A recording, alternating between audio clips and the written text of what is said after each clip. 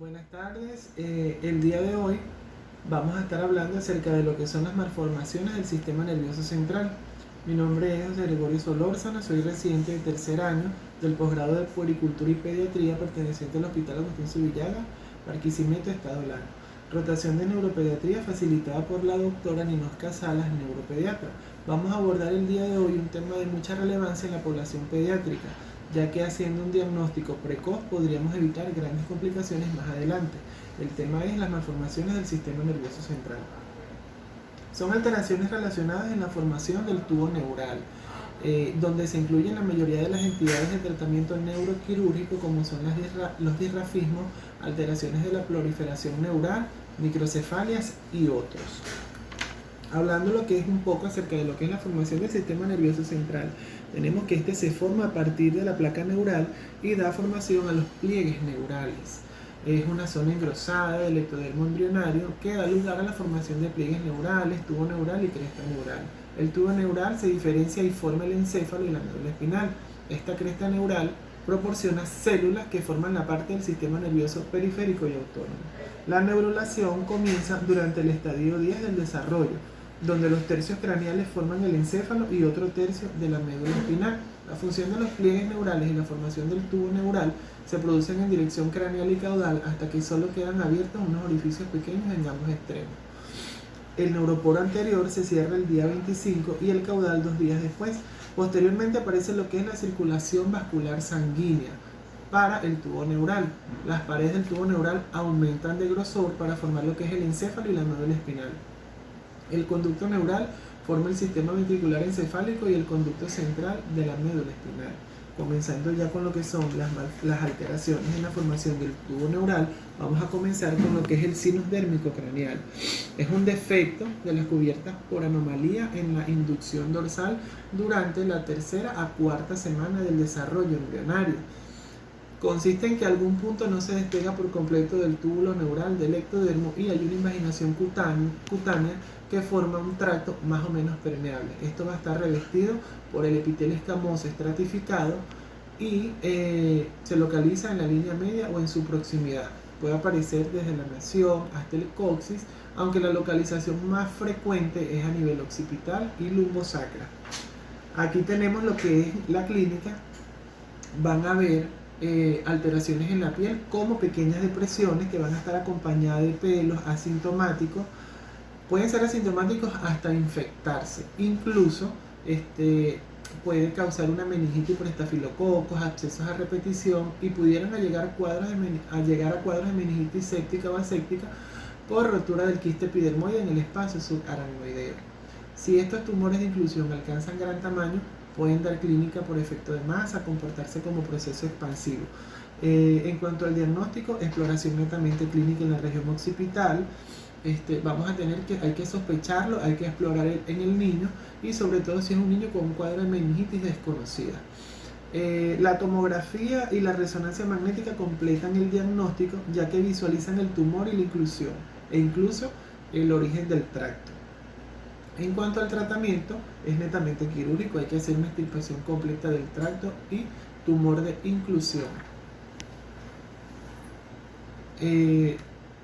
Aquí tenemos lo que es una imagen del sinus dérmico craneal, tomando en cuenta lo que es la parte del cráneo.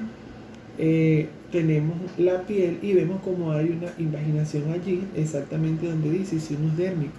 Eso es por lo que ya hablamos. Se observa aquí un pequeño canal vascular entre el seno sagital superior posterior y una lesión parietal que pudiera ser parcialmente grasa. Los hallazgos son totalmente compatibles con un sinus pericráneo. Seguimos con lo que es el aneurisma circoideo. Tenemos que es una malformación arteriovenosa cutánea visualizada a través de la piel, ¿verdad? En cuanto a la clínica del aneurisma circoideo, el paciente, aparte de la molestia de la estética de la piel enrojecida que presenta con huellas vasculares sinusoidales, refiere una sensación de ruido o de latido. En cuanto al diagnóstico, tenemos que se hace fácilmente por inspección y la angiografía va a complementar el estudio. Esto es totalmente visual a través de la piel. El tratamiento, embolización y reducción del tamaño de la malformación con la extirpación del quiste posteriormente. Generalmente se combina el esfuerzo del neuroradiólogo para embolizar, ¿verdad? Aquí tenemos que se ve claramente lo que es la malformación vascular, incluso por hallazgos tomográficos, por imagen, y bueno, visualmente a través de la piel se podría observar esta alteración.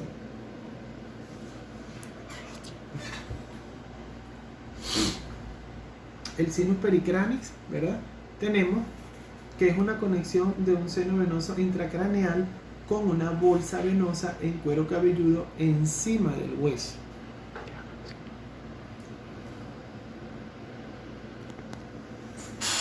No,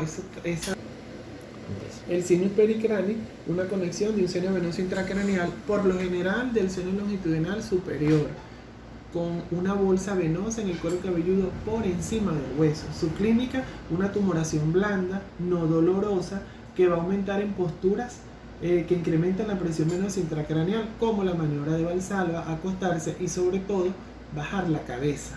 El diagnóstico, inyección del contraste tras puncionar la bolsa, ya que la angiografía puede ser negativa. Por lo que hay que sospechar, inyectar el contraste, puncionar esta bolsa, y se ve como una bolsa rellena con un drenaje adyacente. Bueno, el tratamiento, craniotomía y abordar las conexiones intracraneales, ya que hay que cerrar la comunicación entre el seno y la bolsa venosa subcutánea. Aquí observamos en el sinus pericranis, pues como podemos observar claramente, es una conexión entre el seno venoso intracraneal, hay una bolsa venosa en el cuero cabelludo, esto se va a notar por encima del hueso. Incluso en hallazgos tomográficos también es evidente la prominencia que presenta. La cranioestenosis o craniosinostosis es un cierre prematuro de una o varias suturas craneales. Un niño representa por cada 2000, un niño va a tener un predominio en un 80% de los varones. El cierre normal de las suturas ocurre sobre todo la sutura metópica antes del nacimiento.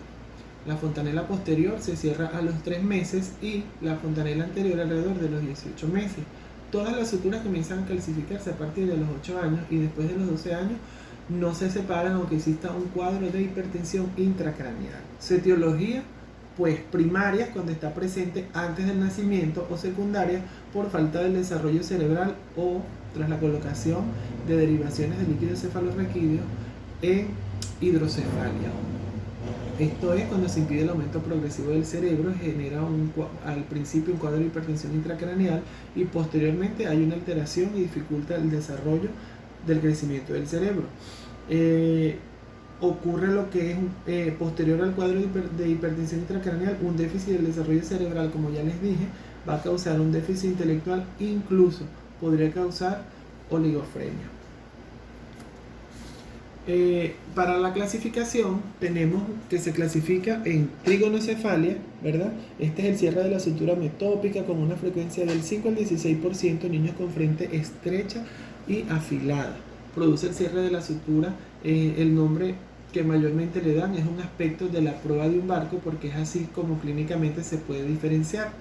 La escafocefalia, cierre de la sutura sagital frecuente en un 50%, un aumento del diámetro fronto-occipital, ¿verdad? Más o menos se adapta a lo que es la forma de la quilla de un barco, con un aumento del diámetro fronto-occipital, y también se le denomina dolicocefalia. Hay una disminución del diámetro biparietal. Oxicefalia, cierre de varias suturas coronal y sagital con el cráneo picudo. La oxicefalia, bueno, es un cierre de varias suturas coronal, sagital, presenta lo que son problemas graves de desarrollo cerebral y si no es reparado de forma rápida.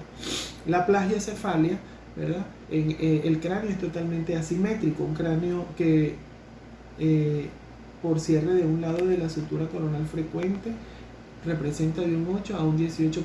Es totalmente asimétrico. El aspecto de la cabeza es de estar como aplastada en una de las regiones frontotemporales. Estas son las más relevantes, aunque hay unas que son pues un poco más relevantes. Para el diagnóstico, inspección en el recién nacido, hay una palpación de la sutura, se debe apreciar lo que es el relieve óseo, si está duro, lineal, a todo lo largo de la sutura cerrada, y la rayos X y la tomografía 3D dan certeza del diagnóstico. Esto se va a realizar tras netamente la inspección del recién nacido. El diagnóstico diferencial, microcefalia secundaria a un menor crecimiento del cerebro. Es raro que se diagnostique una craneostenosis en edades tardías.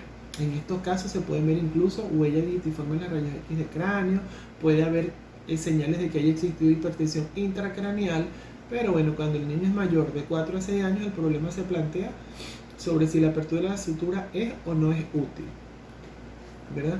Para el tratamiento quirúrgico, apertura de la sutura, si es necesaria la craneotomía y la remodelación del fragmento óseo, preferiblemente antes de los 6 meses de vida, ya que existe en este tiempo el incremento del volumen cerebral aproximadamente a un 80%. El tratamiento quirúrgico, bueno, debe realizarse, pero excepto que el cierre de la sutura sea global, es aconsejable esperar por lo menos el primer mes de vida para permitirle al niño suficiente nivel de desarrollo como para soportar una cirugía en la que ineludiblemente va a perder sangre. Sin embargo, muchas veces también se prefiere esperar para descartar que sea un retraso en el cierre de la sutura y que esto pueda suceder de manera fisiológica. Aquí observamos lo que es la trigonocefalia, la escalocefalia con las características clínicas que dan, la oxicefalia como la forma de torre, y bueno, esta es la plagiocefalia, donde evidenciamos que es un cráneo prácticamente aplastado. En estas imágenes lo podemos observar. Otra de las alteraciones muy importantes en este tema, es el encefalocele, muy frecuente en la población pediátrica. Es un defecto en el cierre del neuroporo que va a estar producido durante la 4ª semana del embarazo. Representa el 10% de las malformaciones del sistema nervioso central, y el contenido cerebral aquí hace una protrusión y se hernía a través del defecto craneal. Su incidencia por cada 2000 niños, un nacimiento puede representar esta malformación. Lo vamos a clasificar de acuerdo a su contenido como meningocele, donde solo va a haber una herniación de meninges con contenido de líquido cefalorraquídeo en la tumoración. Encefalomeningocele, se hernía tejido cerebral aparte de meninge, y el hidroencefalomeningocele es una malformación grave con salida de cantidad importante de tejido cerebral, incluye lo que son los ventrículos y las meninges, ¿verdad? De acuerdo a su localización, pudiera ser occipital, donde el recién nacido muestra una tumoración blanda a nivel occipital con alteraciones cutáneas sobreañadidas. Aquí podemos añadir lo que es la hidrocefalia. Y frontobasales, aquellas a nivel nasoetmoidal, efenoidal, se va a detectar más tardíamente. Se suele manifestar como una tumoración en la raíz de la nariz o dentro de las fosas nasales. Para su diagnóstico, exploración clínica, una rayos X de cráneo para ver sobre todo el defecto. La tomografía y la resonancia para la localización específica, forma y contenido del tejido cerebral herniado. ¿Cuál es el tratamiento del encefalocele? Netamente quirúrgico, ya que pretende reponer cada estructura en su compartimiento. Si es posible, es importante obtener siempre el cierre de la dura madre, aunque el defecto óseo puede esperar y ser reparado cuando el niño sea mayor. En caso de aquellos meningoceles que solamente sea meningocele, se puede conseguir un desarrollo intelectual normal hasta un 80% de los casos. Si se trata de un encefalomeningocele, el pronóstico es más sombrío, disminuye un porcentaje de posibilidad de menor riesgo de un 20 a un 40%. Aquí podemos observar lo que es el encefalocele, un diagnóstico prenatal. Aquí podemos ver el defecto, sin embargo, generalmente estos diagnósticos se pueden hacer prenatalmente y así estar preparados al momento del nacimiento. El tratamiento, netamente quirúrgico, ¿verdad? Las alteraciones en la proliferación neuronal, tenemos lo que son las microcefalias y megalencefalias. Son alteraciones producidas entre el segundo y cuarto mes del desarrollo, con una reducción en el número de las neuronas debido a que hay factores familiares y factores prenatales. La microcefalia se asocia a las irradiaciones, exposición de toxinas, cerebro pequeño, perímetro cefálico con un percentil menor a 10, retraso intelectual sin crisis epilépticas. Por el contrario, la megalencefalia pues en uno de los hemisferios cerebrales aumenta su tamaño. Puede haber epilepsia grave que requiera de tratamiento quirúrgico, hemisferectomía, por ejemplo, y debe controlarse lo que son las crisis y evitar el retraso psicomotor, que es muy común en estos pacientes. Aquí podemos observar la diferencia en una circunferencia cefálica normal, una microcefalia considerable y bueno, una microcefalia bastante grave. Aquí en la megalencefalia vemos lo que es la predominación a nivel de un hemisferio. En el caso de esta es una megalencefalia izquierda que se ve por medio de esa tomografía. Alteraciones en la migración. Bueno, estas suceden entre las semanas 26 y 28. Consiste en el desarrollo anormal del patrón de circunvolución del manto cerebral. La vamos a clasificar de la siguiente manera. Tenemos la lincecefalia, no se forman circunvoluciones cerebrales, siendo el córtex cerebral plano. La paquigiria es una formación de circunvoluciones anormalmente gruesas. La esquizoencefalia es una hendidura anormal que une los ventrículos y las cortezas pueden ser uni o bilateral. Agenesia del cuerpo calloso, donde los axones que deberían haber cruzado a través del cuerpo calloso se disponen formando haces longitudinales en la cara interna de los hemisferios cerebrales. Aquí el sistema ventricular está dilatado, a veces hay quistes interhemisféricos y se puede asociar con otras malformaciones. Las heterotopías cerebrales por migración neuronal deficiente y acumulación de neuronas aberrantes. Y tenemos las displasias corticales.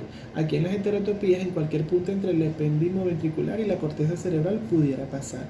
Y las displasias corticales son alteraciones focales del proceso de migración neuronal, donde puede tener un mejor pronóstico. Aquí podemos ver lo que es la agenesia del cuerpo calloso, donde hay, esto es una hipoplasia de cuerpo calloso, aquí sí hay totalmente ausencia. Este sería un cuerpo calloso normal.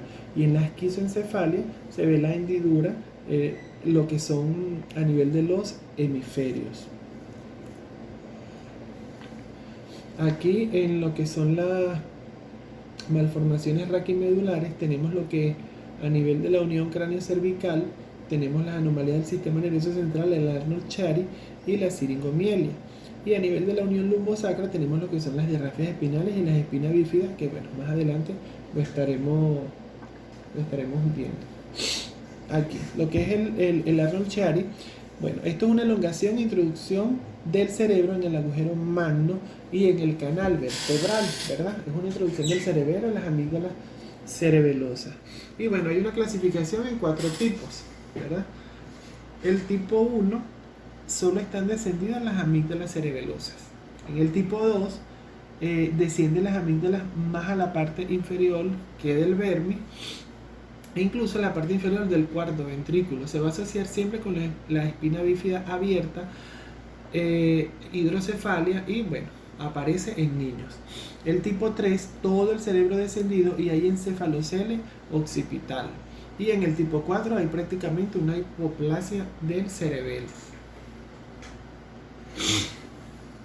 En lo que es la patogenia del Arnold-Chiari, bueno, existe una atracción a nivel del mielomeningocele y esto explica lo que es la hidrodinámica de Gardner.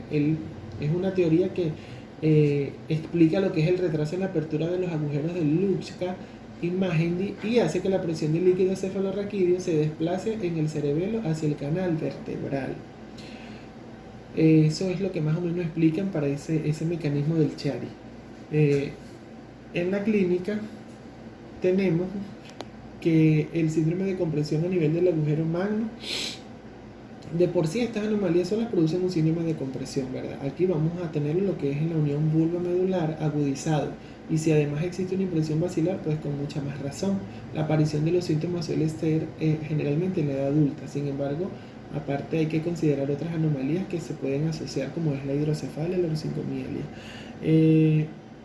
El tratamiento, bueno, tenemos que quirúrgico, fijación de los arcos posteriores del atlas y el axis, y ampliar la fijación a la escama occipital. En el tratamiento tenemos que está descrita, es el mismo tratamiento de la impresión basilar. Aquí tenemos que colocar una plastia que va a permitir ampliar lo que es el contenido de la fosa posterior. Aquí podemos observar, pues radiológicamente, por imagen, una resonancia magnética de cráneo. Hay un corte sagital en secuencia de T1 con gadolinium. Aquí se observa el descenso de las amígdalas cerebelosas por la cisterna magna hacia el canal medular. Esto corresponde a lo que es la malformación del Arnold-Chiari tipo 1. La siringomielia es una dilatación congénita del canal ependimario, o también se puede llamar hidromielia, ¿verdad? Su patogenia, está referida a la teoría hidrodinámica de Gardner, que intenta explicar con un solo proceso patogénico todas las alteraciones congénitas. Aunque no está demostrada, tiene una virtud de explicar de una forma elegante todos los procesos y hacer fácil su comprensión, ¿verdad? En cuanto a la clínica, tenemos que hay déficit motores, atrofias musculares, alteraciones tróficas y vasomotoras. Suelen presentarse a partir generalmente de la tercera década. Sin embargo, en la siringomielia es frecuente estas situaciones en la región cervical y dorsal. Ocasionalmente se extiende hacia arriba y prácticamente va a cursar siempre con un Chiari, con una impresión basilar y con alteraciones de la charnela occipito-cervical. El diagnóstico: hay un cuadro de disociación siringomiélica.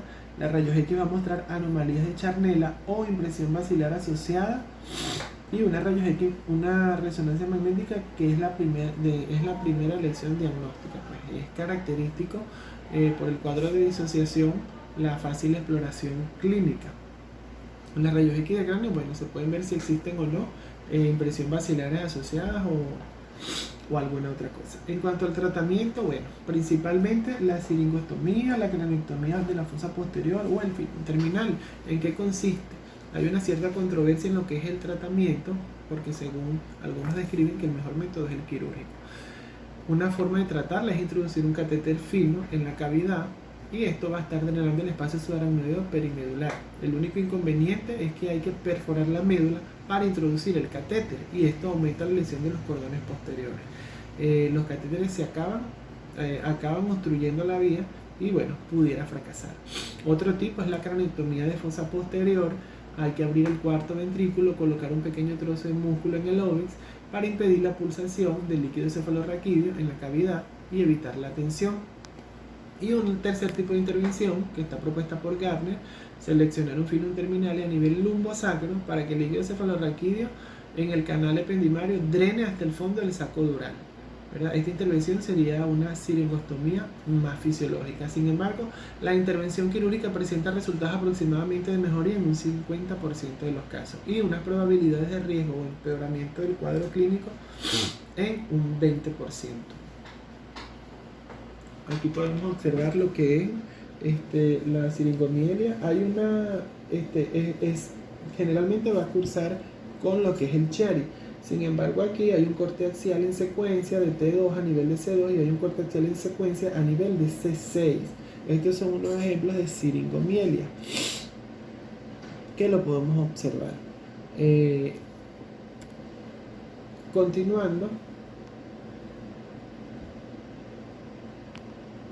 Continuando con lo que es las malformaciones del sistema nervioso central, a nivel de la unión lumbosacra tenemos lo que es la disrafia espinal. Son defectos de la fusión del tubo neural y de sus estructuras cutáneas musculares y óseas adyacentes. Aquí tenemos que implica una falta de la soldadura del arco posterior vertebral y la apariencia bífida de la palpación de la parte posterior de la vértebra. Está caracterizada por un defecto de cierre en la piel. Puede localizarse a nivel toracolumbar o sacro, ¿verdad? Tenemos lo que es la espina bífida abierta, que también es denominada espina bífida quística o mielodisplasia. Se caracteriza porque hay un defecto de cierre en la piel, como ya les dije, en el arco posterior y la médula, y puede localizarse a nivel toracolumbar o sacro. El déficit neurológico dependerá del nivel y de la gravedad de la parte del cierre del túbulo neural. ¿Cómo lo vamos a clasificar? Mielocele o mieloquisis, placa neural abierta y expuesta.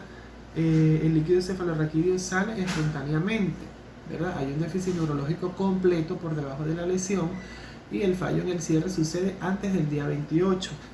Mielomeningocele, el tubo neural casi cerrado con zona quística epitelizada en comunicación con el espacio subaracnoideo.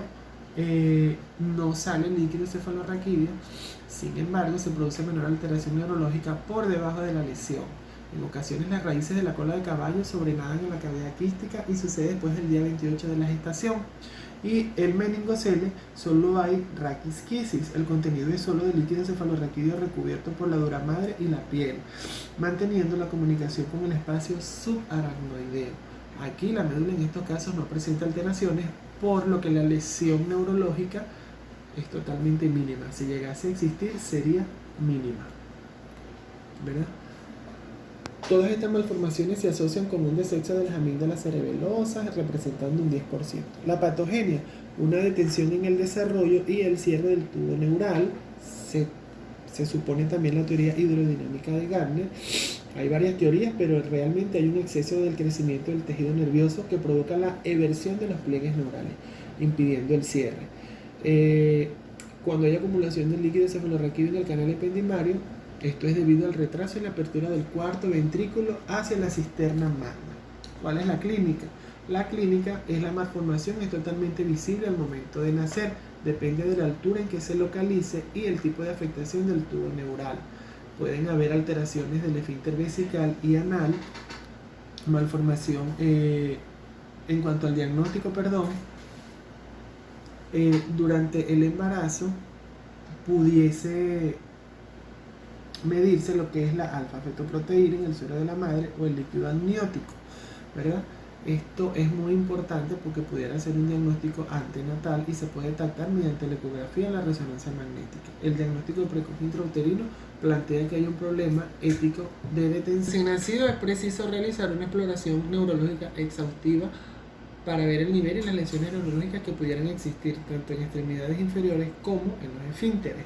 Su tratamiento consiste en la reparación quirúrgica, reconstruir los planos de la dura madre, músculo y piel, evitando lo que es la salida del líquido cefalorraquídeo. Es muy frecuente que una vez reparado, el niño desarrolle hidrocefalia que pueda precisar una derivación ventrículo-peritoneal.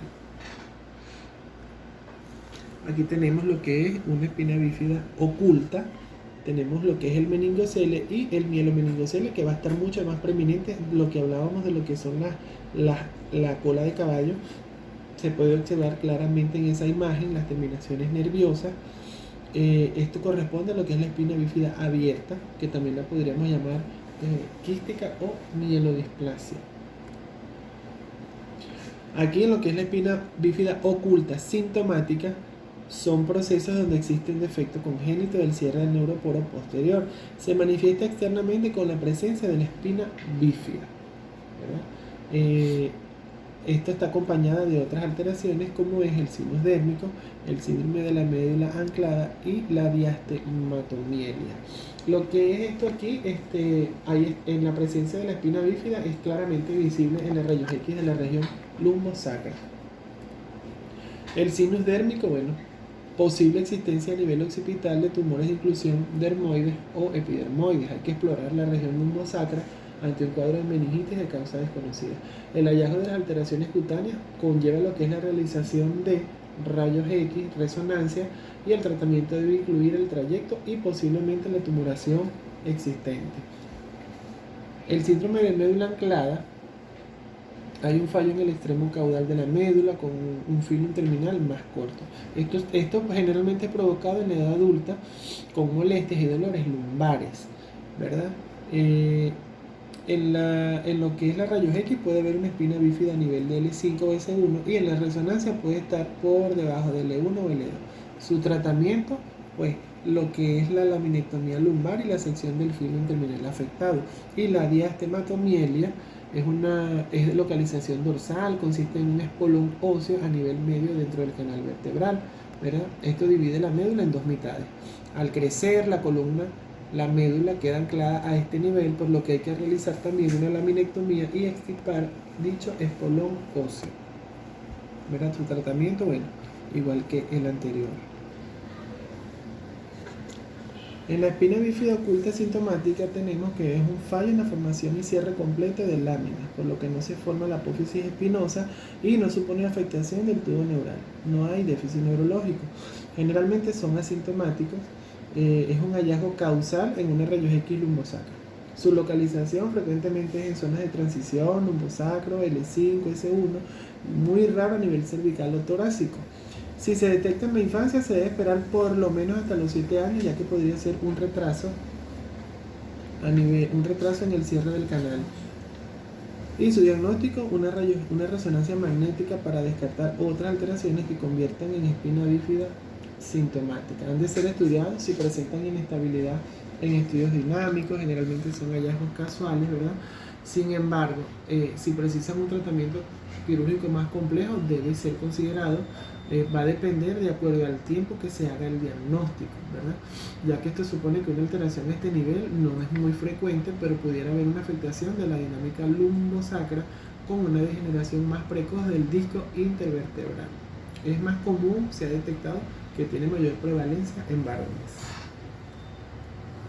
Para hablar acerca de otra afectación muy frecuente en la edad pediátrica, hablaremos un poco acerca de lo que es la hidrocefalia. Tenemos que la hidrocefalia es una dilatación de los ventrículos cerebrales por una cantidad excesiva de líquido cefalorraquídeo en el interior de la cavidad craneal y que hay un desequilibrio entre la producción y la absorción.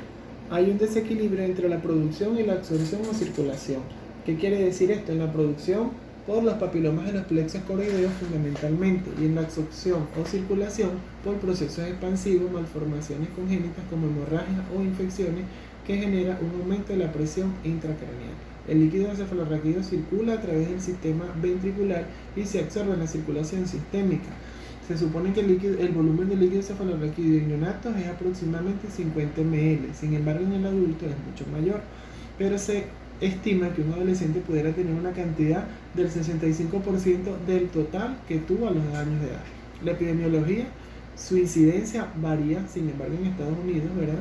0.48 a 0.81 de cada 1000 niños nacidos vivos pudieran tener una alteración por hidrocefalia que conlleven a lo que son las derivaciones del líquido cefalorraquídeo. En la hidrocefalia tenemos lo que es la hidrocefalia pasiva, es una dilatación de las cavidades del líquido cefalorraquídeo por una disminución de la masa cerebral, y activa como consecuencia de un desequilibrio en la producción, circulación o reabsorción del líquido cefalorraquídeo.